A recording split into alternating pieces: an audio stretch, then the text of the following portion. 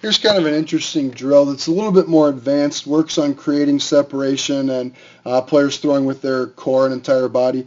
Admittedly, with me doing this drill, I probably don't get as much of the visual of what's happening here as you would with a younger, more flexible player. So I'll explain what's happening at the setup, and then you can kind of take a look at it. And if you imagine someone who's a little bit more flexible doing this, that might help you out as well. So setup is with the hands together, because we always want to work on hand break here. So we're going to have our hands together. We're going to have our toe pointed towards the plate. And here's your key. The hips are the key in this drill.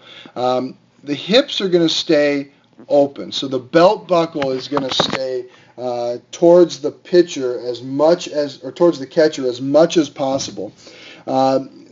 Even when the player returns to break their hands, the idea is that the shoulders will become parallel or in line with the target while the hips stay open. So we're trying to give that player the feeling of what separation is and what it feels like.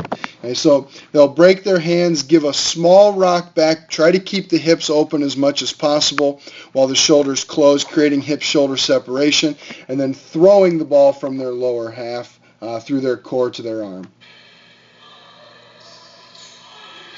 And so you can kind of see in that video there that we want to keep the hips closed as long as possible, hips open as long as possible.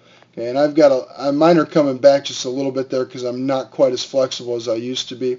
But then from here, we should have the hips firing, and those should be the first thing that's triggering our throwing motion.